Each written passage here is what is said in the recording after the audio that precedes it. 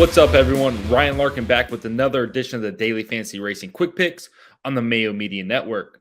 This week, NASCAR Cup Series is in Kansas for another playoff race. It's the second race of the first round of the playoffs. Kansas is one of my favorite tracks, got phenomenal racing, multiple grooves, and really does provide for great side-by-side action. In qualifying, just a little bit ago, we saw them run pretty much wide open around the top. As they get longer in the runs, we'll see the grooves kind of come into play. We'll see some guys try to bottom, some guys ride the top. We'll see some passing, some comers and goers as tire fall off starts to take effect.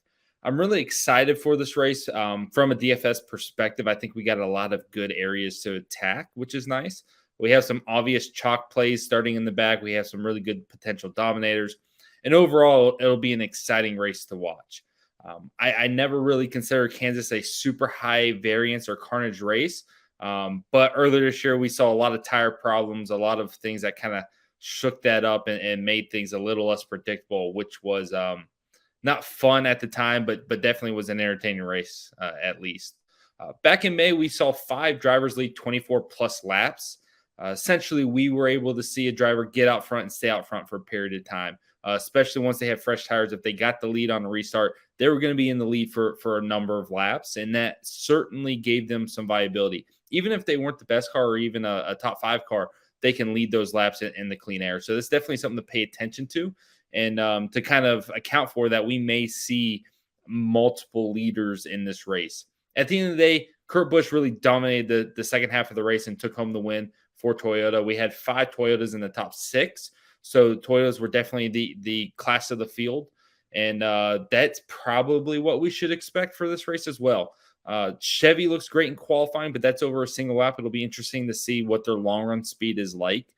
So it's kind of going to be a good balance between those two manufacturers, I think, at the front, and really just whichever drivers can lead and lead a large chunk of laps will really be the difference for DraftKings and for DFS.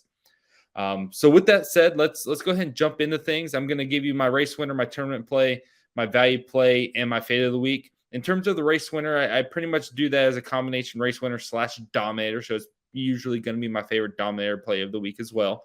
And this week's that's going to be Tyler Reddick. So Tyler Reddick took the pole. He's phenomenal at this track. He got a top 10 his first ever Cup start here. It's always pretty much been his best track, even back to Xfinity. So I look at him as an elite contender when he shows up here. He led 24 laps and had 17 fast laps early in this race in May, and then had some issues late, but he had some good speed in that race earlier this year. And then he goes out there and puts together 2 killer qualifying laps that really show he has elite speed.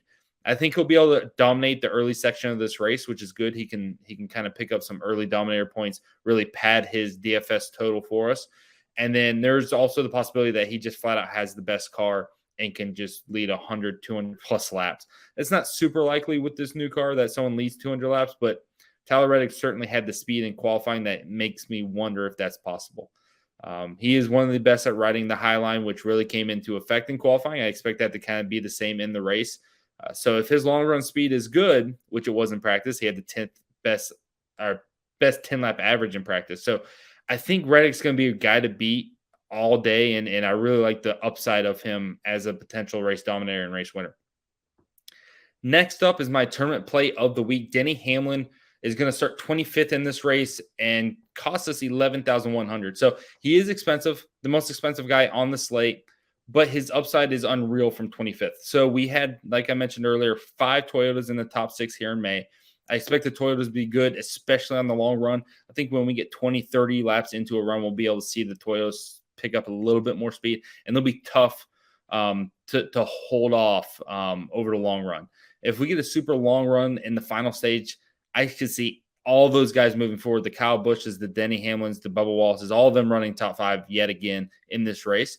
So that's something that I'm very interested in from a DFS perspective. I think the Toyotas can have really good long run speed, where maybe the Chevys are killer on short run speed, but maybe fade a little bit.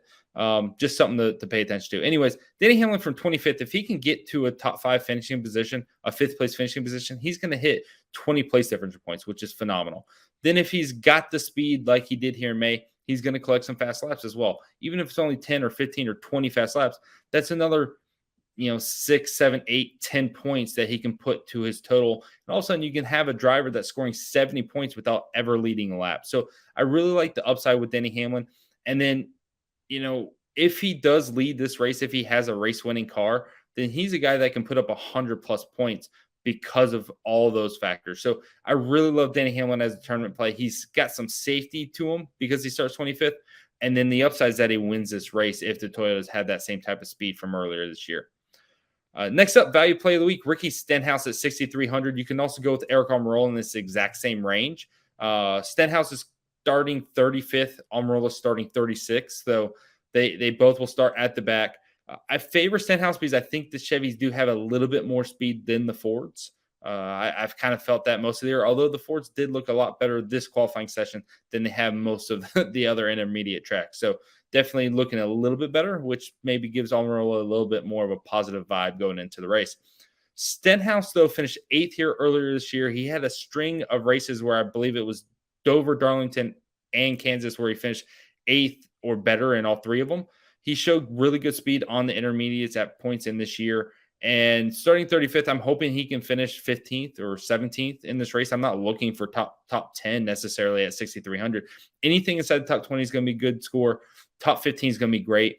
And based off of that upside we've seen earlier this year, I'm hoping he can hit that as well and just be an absolute killer play.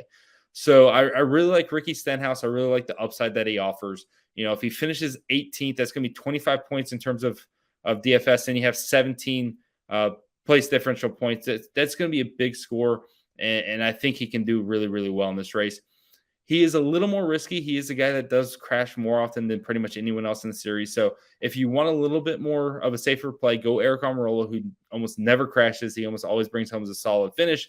He just probably doesn't have that overall upside that Stenhouse does, but both are great options in this value tier. Lastly, my fades of the week. I got 2 picks for you guys because I wanted to try to give you more than one low-owned driver as a fade. Austin Cindric at 7,500 starting 8th, and then Chris Buescher at 6,900 starting 10th. I don't have super high hopes for the 4 drivers to finish in the top 10. There were no 4 drivers that finished in the top 10 here in May. Maybe we get 1 or 2, maybe a Logano or Kevin Harvick or something like that, but those are elite drivers. I'm not sold on a rookie Cindric or Chris Buescher being able to finish top 10 and score 40+ DFS points in this race. I don't know if they can reach a point of DFS scoring, or especially on DraftKings, to pay off their price tag. Even at 6,900 for Buescher or 7,500 for Cindric, I think they're going to have a hard time. And realistically, I think they fade back in this field. I think they're more of like 13th to 15th, 16th place cars. And anything in that range is just not good enough for us. So I'm going to fade those 2 drivers. Hopefully, collectively, that's about 15% of the field will be on them.